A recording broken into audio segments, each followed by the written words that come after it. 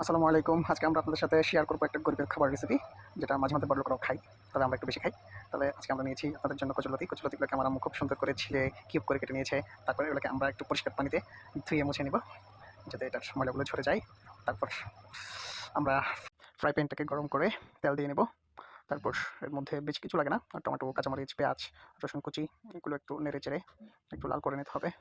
এগুলো লাল করার পর আমরা সামান্য লবণ এড করবো, যার যার স্বাদ মতো আর কি। কেউ বেশি খেতে পছন্দ করে, কেউ কম খেতে পছন্দ করে। তবে এবার আমরা এখানে সামান্য হলুদের গুঁড়ো এড করবো, বেশি স্টাইল করে দিতে গিয়ে বাতাসে উঠে গিয়েছে। যাই হোক, আপনারা কেউ কিছু মনে করবেন না।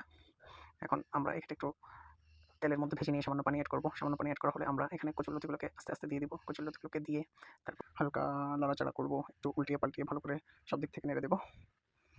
তারপর কিছুক্ষণ নাড়াচাড়া করার পর আমরা ঢাকনা দিয়ে ঢেকে দেবো। ঢাকনা দিয়ে ঢেকে দেওয়ার পর সেদ্ধ হয়েছে কিনা দেখে নেব। তারপর যদিও কচুরলতি গলা কিন্তু চুলকায়, এটা মাথায় রাখতে হবে।